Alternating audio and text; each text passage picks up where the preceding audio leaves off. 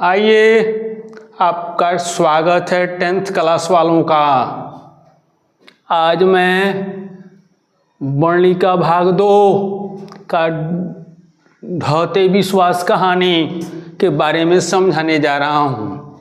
जो भी सुनेंगे उनको इस कहानी के बारे में पूरी जानकारी हो जाएगी और वे आसानी से याद कर सकते हैं, समझ सकते हैं।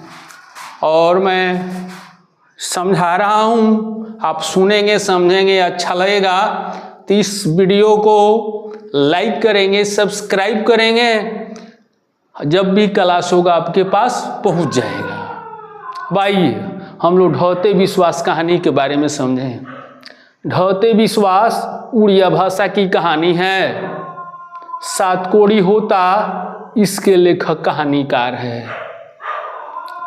इनका जीवन परिचय है।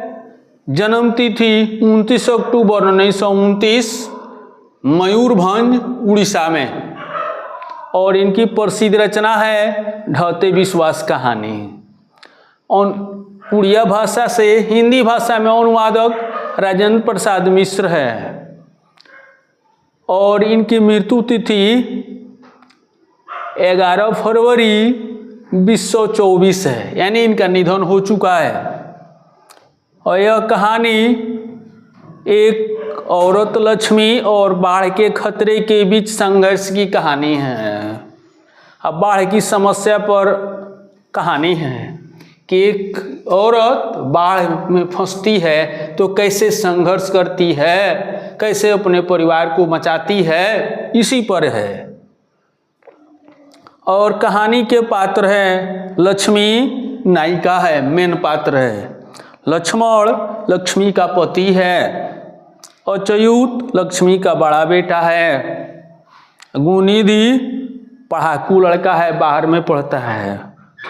मकरा चंद्रा गांव का लड़का है और सरपंच गांव का है। ये आपको मेन चीज हुए। अब मैं कहानी आपको बता रहा हूँ कि ढहते विश्वास का अर्थ होता है टूटते विश्वास। टूटते विश्वास। तो ये उड़ीसा में बाढ़ की समस्या पर आधारित कहानी है। एक गांव की कहानी है, जो गांव लक्ष्मी का गांव है और देवी नदी के एक किनारे है, नीचे वाला भाग में इसका घर है। और लक्ष्मी का परिवार में लक्ष्मी, उसका पति लक्ष्मण और 2 बेटे और 2 बेटियां हैं। और लक्ष्मी का जो घर है टूटी फूटी अवस्था में है। फूस का है कि पिछले साल सुखाड़ आया था, सूख गया सब फसल। आज के समय में लक्ष्मी के गांव में वर्षा हो रही है, भादो से ही 1 महीना से, और नदी में पानी एकदम लबालब भरा हुआ है। बांध अब टूटेगा कि कब टूटेगा, ये स्थिति है। और लक्ष्मी की जो पारिवारिक स्थिति है यह अच्छी नहीं है, यह गरीब घर की है। और लक्ष्मी का पति कलकत्ता में काम करता है और जो कुछ भेजता है उससे इसके घर का खर्च नहीं चल पाता है। तो लक्ष्मी अपने गांव के तहसीलदार के घर और अन्य धनी घरों में काम करती है और उससे जो मिलता है अपने घर का खर्च चला लेती है, अपने परिवार को रखती है अच्छा से। तो इसी गरीबी में मुसीबत आई है। उड़ीसा जो समुद्र के किनारे है, कभी तूफान, कभी बाढ़, कभी सुखाड़। 30 साल बाढ़ की समस्या के कारण गांव में बांध टूटने का खतरा है, अब पानी आने का खतरा है। तो लक्ष्मी अपने घर पर अपने बच्चियों के साथ है और एक छोटा बेटा गोद में है।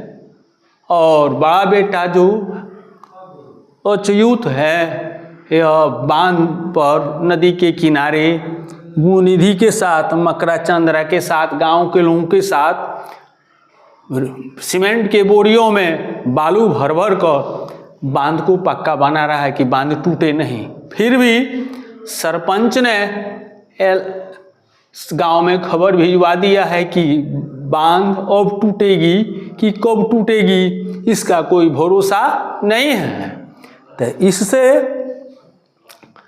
गांव के लोगों को कहा गया है कि अब आप लोग अपना घर छोड़ दीजिए और एक टीले पर पहुंच जाइए। ऊंचा जगह है टीला, जहाँ पर चैत नवमी में मेला लगता है, और नहीं तो स्कूल 2 कमरों वाला है, वहाँ पर आप पहुंच जाइए, सुरक्षित हो जाइएगा, नहीं तो बांध टूटने पर बहुत दिक्कत हो जाएगी।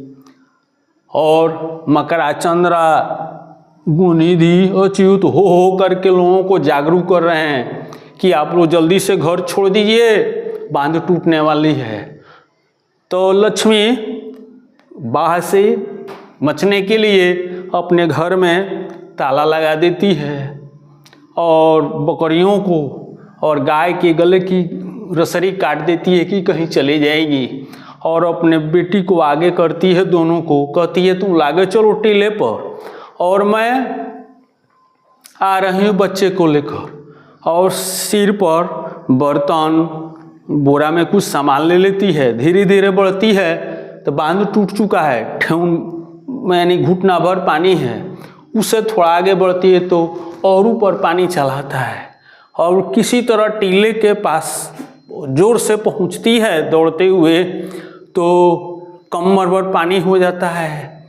तब जाती है बरगद के पेड़ के पास, तो अपनी साड़ी खोलकर बांध देती है, और जो 2 कमरों वाला स्कूल है वहाँ पर लोग खचाखच भरे हुए हैं, और अपने भाई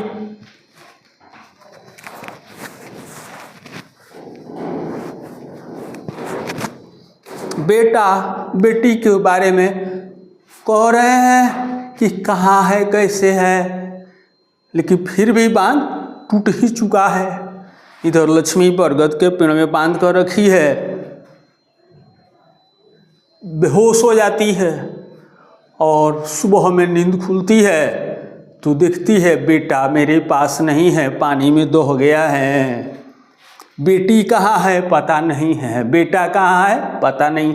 तब बाढ़ में उसका परिवार बिखर जाता है। और स्कूल का हाल है कि बाढ़ का जो पानी है उसके जंगला के बराबर पहुंच गया है। तो आप कल्पना कर सकते हैं कि उसमें जो नीचे लोग थे उनकी क्या हालत हुई होगी। पानी पी पी कर अब बैकुंठ धाम को चले गए होंगे।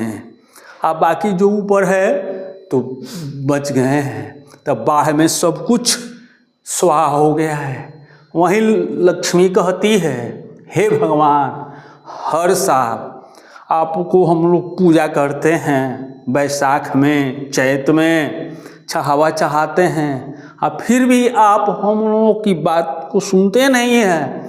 एक साल बाढ़ भेजते हैं, एक साल सुखाड़ भेजते हैं। अब हम लोगों का जो विश्वास है आप पर से टूट गया। अब विश्वास टिकने वाला नहीं है। इसीलिए इस कहानी का नाम ढहते विश्वास टूटते विश्वास रखा गया है। यह सार्थक है।